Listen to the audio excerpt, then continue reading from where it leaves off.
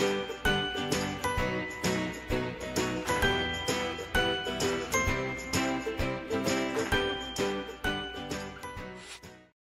friends, welcome back. I am working on another Traveler's Notebook spread today, and I am using the Jumping in Puddles collection from Rosie Studios. This is going to go really quick. It was super simple to put together. I grabbed that really cute umbrella cut file from Rosie Studios and I backed it with two of the kind of yellow papers in the collection, and I decided today that instead of having a white background I wanted to do something a little bit more colorful. So I thought nothing says to me rainy days like blue, so I grabbed this little blue tiled paper and I have trimmed down a couple of pieces to fit in my traveler's notebook. Now, much like the last few spreads that I've been creating for my notebook, it is super chunky, which makes it really hard to film for you guys. So I'm just working flat on my desk. I am going to go ahead and just adhere these really lightly to some scrap paper for now so that I can build the layout, and then once I'm finished you will see at the end I cut this all apart and I can stick it into my notebook. So the cut file backing went really quickly. It was super easy. There's not a whole lot of tiny little fiddly bits in here. I've adhered them all down with liquid glue and just added a couple of pieces of washi tape to keep everything flat for the minute. And I am going to liquid adhere this onto my page.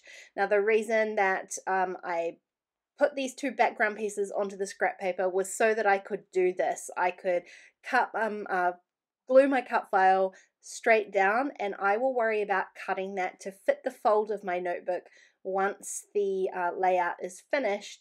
But because I have that split in the background paper there, I know exactly where that fold's going to be, so I can be really careful when I'm doing things like adding photos or embellishments that I'm not going to add anything over top of that gap, and then I don't have to cut anything in half when I go to add it into my notebook.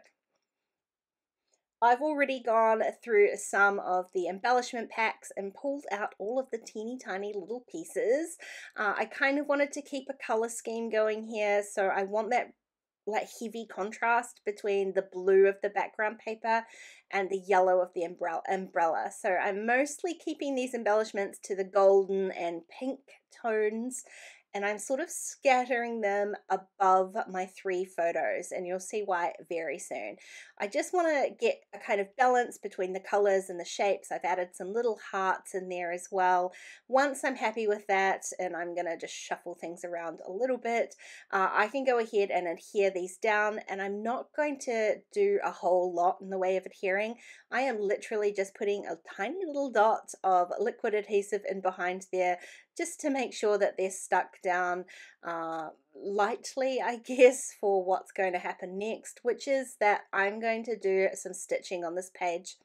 So what I really liked the idea of is that the umbrella was kind of like scattering these photos and embellishments underneath it rather than protecting them from the rain.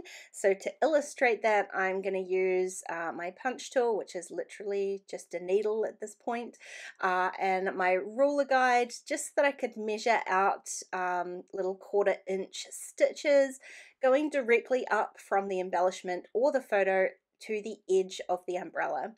Then I just went ahead and stitched that with some embroidery floss. I only used 3 strands of the 6-strand embroidery floss, so it wasn't like super thick and chunky, but you get that lovely kind of hand-stitched look without it being too bulky. So what I've done is left this corner of my spread so that I can add a title in here, and I'm going to do that with the Jumping in Puddles alphas. I'm going to use both of them because I really love the little alphas, but I did want to have like a kind of bolder title, so I've used the black alphas to spell out Snuggles, and I'm using 3 different colors I think I end up using of the tiny alphas just to scatter these colors in here, the same colors I used before, so the golds, the pinks, and the whites. And I haven't adhered these alphas too strongly at this point. I just wanted to be able to check that my journaling was going to fit in underneath there before I went ahead and sort of adhered down everything too permanently.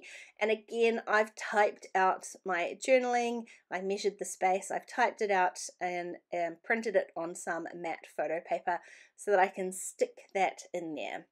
Now I did think, oh, maybe I'm done with my layout, but I'm going to be brave and I'm going to add some splatters because I really like the idea of the kind of rain underneath the umbrella.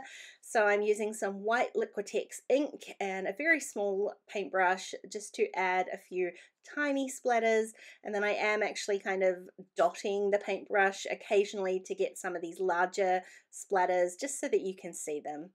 Now I'm going to be super careful with this layout and let all of this ink dry before I go ahead and cut it in half and adhere it into my notebook. But you can see at the end, I'll show you some close-up photos of what that looks like once I've actually cut that cut file straight down the middle. This collection is super cute. I'm loving using it, and this cut file was so easy. I don't use cut files a lot because I'm not a fan of backing them, but this one was super effective and super quick, and that's the kind of cut file I love. Hey, thanks for watching today, guys. I hope you enjoyed the video. If you did, please go ahead and give it a thumbs up, and don't forget to subscribe to my channel if you haven't already.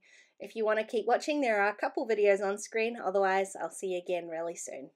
Bye.